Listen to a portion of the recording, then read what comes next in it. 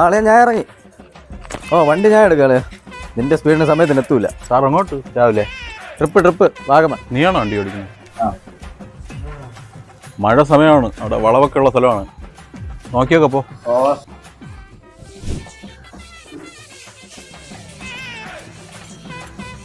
നീ എന്തിനാടാ എല്ലാ ബൾബ് ഇട്ടിരിക്കുന്നത്? ഒരു ലൈറ്റ് പോരെ?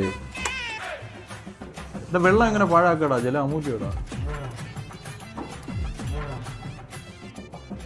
Plata o plomo. Plata o plomo. Plata. എന്തോന്ന് സൗണ്ടടാ?